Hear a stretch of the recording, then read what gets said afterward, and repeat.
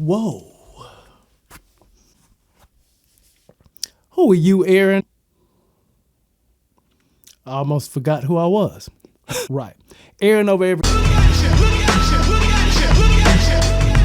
I just saw one of the best movies that I've ever seen in my entire life. That being The Smashing Machine. Let's talk about it.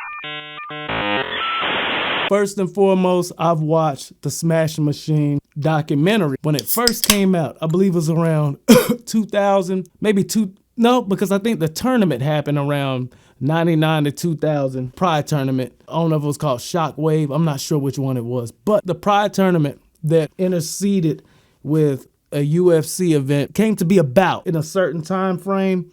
But I think that the DVD came out of The Smashing Machine. Get that shit out of here. Mark Kerr, The Smashing Machine, and his homeboy, Mark Coleman, they had a documentary called The Smashing Machine that came out probably around 2001, maybe even 2002. Great documentary. My favorite documentary of all time. I watched it literally religiously, just how I watched the 10 Commandments every single year for about 5 to 6 to 7 year. Anyway, from the time that I purchased the DVD, from watching the paper, I love the documentary. Pioneers of the sport. Pioneers of ground and pound, pioneers of wrestling being the top discipline of mixed martial arts. Mark Kerr, Mark Coleman, shout out. However, this movie was one of the best movies ever. Shout out to my daughter and her boyfriend, Anthony. They got VIP tickets at the Regal Cinema Theater in Atlantic Station, and we ended up watching it a day after it premiered, which was yesterday, October 3rd. Today is October 4th. I am now 44 years old. Shout out to y'all niggas, real shit. This is one of the best performances that I've ever seen by any actor ever. You know how breakout roles, say Will Smith in Ali, what's the other nigga name? Jamie Foxx in Ray. The Rock, Mark Kerr in MMA. The performance that The Rock gave, the amount of dedication that The Rock gave, he literally looked exactly like Mark Kerr. And this is coming from a person that's watched the Smashing Machine documentary at least 10 to 15 times. Great documentary, but this movie was different, because a lot of times whenever you read a book or you watch a documentary and then they make a real-time movie of it, it doesn't add up to the same validity, for one, or the same entertainment value, or the same, like, the intricacies, like the small details that the book or the documentary had. But this one had everything, and it's crazy. If you've seen the Smashing Machine documentary and then you watch the actual movie, it's almost like you're watching the exact same thing. Super sound, super just on point with everything, from the fight scenes, every small part, because like a lot of the fights didn't go that long, you know what I'm saying, because it was a wrestler,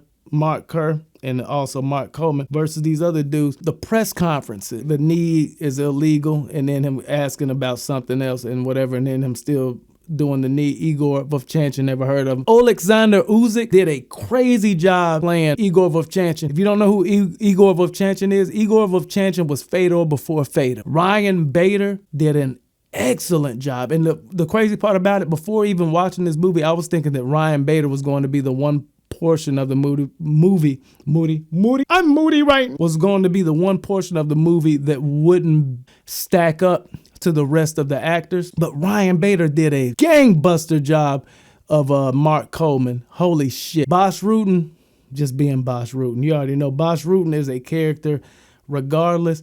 Great fucking movie.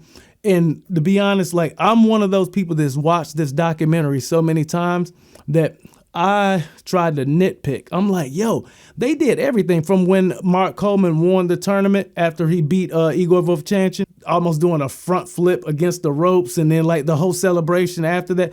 Great movie. Great movie. I said something about nitpicking. The only thing that I could even nitpick, and it's a super small nitpick, is the fact that when they did Mark Kerr's hair shave, I thought that they would have put more light on saying the reason why he shaved his hair. And the reason why he shaved his hair is because after he had somebody down, that he could like use the stubble on his hair or on his head in order to punish them while they're on the ground a little bit more, which was kind of funny, because in the documentary, I'm like, that doesn't do anything. It tickles.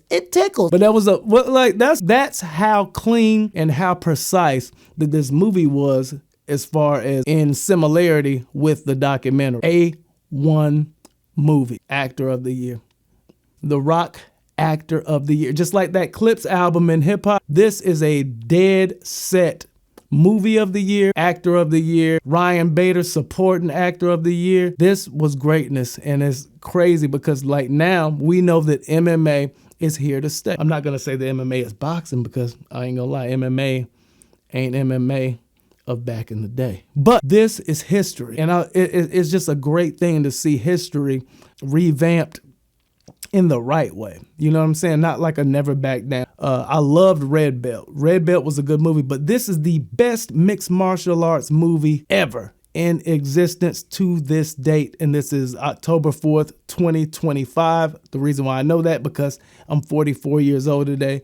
Birthday ever heard of. Aside from it being one of the greatest mixed martial arts movies of all time, it actually had more storyline that lets you know about things that a lot of us deal with, and that is narcissism, gaslighting, and horrible relationships. Dawn, which was, I think that was her name, was Mark Kerr's girlfriend in the entire movie. It just really showed that narcissism, gaslighting, witchcraft, which comes from evil women, even though they know exactly that that man is the man. They know that that man has the sauce. They know that that man has like a special gift. They know that that man has the power, but their small amount of knockdown can be that man's downfall. And that was Mark Kerr's downfall. And I'm not doing this video to put any shade on Dawn or Mark Kerr's even present wife, because apparently they got married, and I didn't even know that, real shit. I didn't know they got married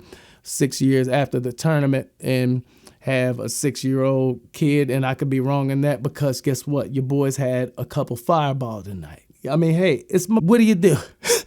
Great movie, great mixed martial arts movie, but aside from just being a mixed martial arts movie, it is also a great movie as far as relationships and a great movie as far as just understanding that the dynamic of a relationship and the dynamic of, truthfully, just human interaction. If you use forms of gaslighting and manipulation, it could literally change a whole trajectory of someone's path.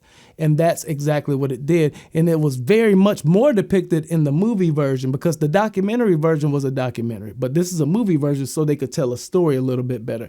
And I love the fact that they told that story a little bit more as far as even the trimming the cactus. In the documentary, I didn't even know that they were talking about trimming the cactus. But in the movie, it kind of showed her giving the knife, and now we have more context on it. Great job, whoever directed this film.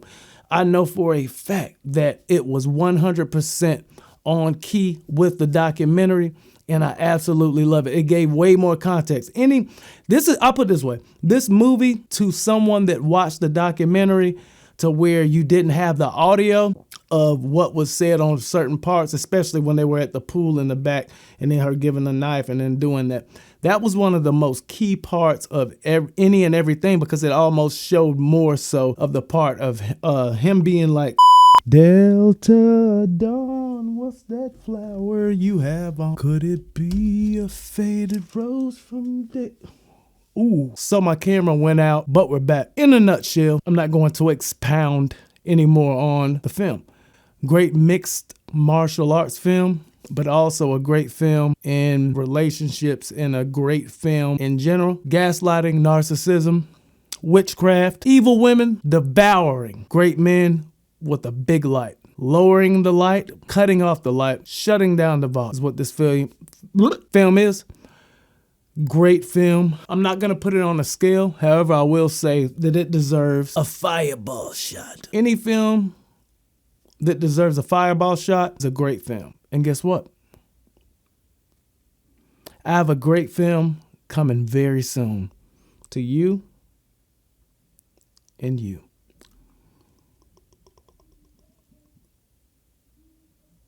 A little bit more left.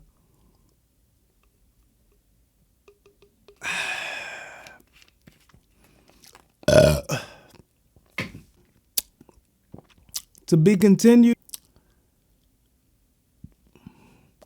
How are you?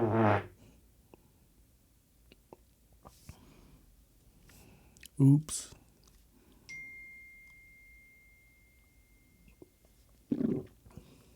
Word. That's what's up.